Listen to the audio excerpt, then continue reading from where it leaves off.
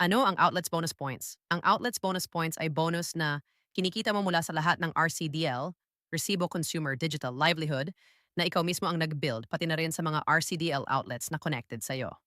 Ibig sabihin, habang dumadami ang outlets mo, tuloy-tuloy din ang potential income mo. May dalawang klase ng outlet. Ang direct outlet, ito ang mga RCDL outlets na ikaw mismo ang nag-build up at tinulungan magsimula. At ang group outlets, ito naman yung mga outlets na galing sa group mo or mga na-refer ng iyong mga direct outlets, hanggang 7 group tiers. Ang maganda dito, kumikita ka ng 10% override bonus points mula sa lahat, direct man o group outlets.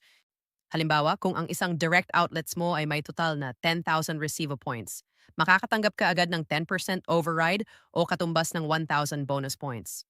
Ngayon, gagawa tayo ng illustration.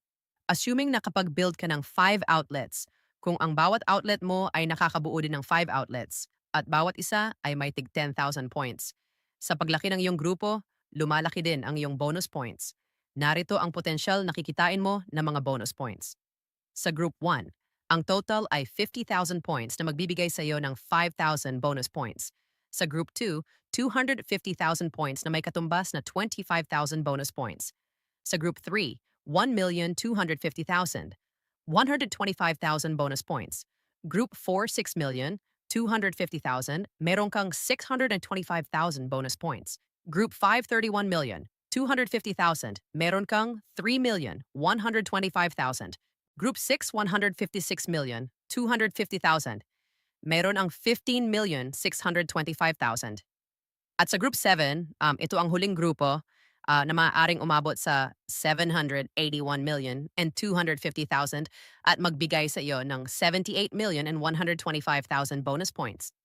Sa kabuuan, maaari kang makabuo ng humigit 97,530,000 bonus points.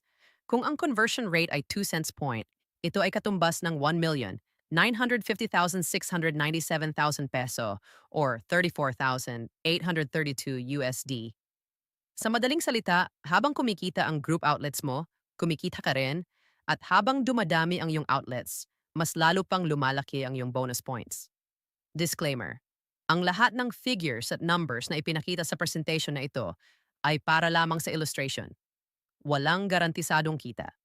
Ang aktwal na resulta ay maaaring mas mababa o mas mataas pa, depende sa aktwal na paggamit, transactions, at activity ng mga users sa system. Thank you for watching.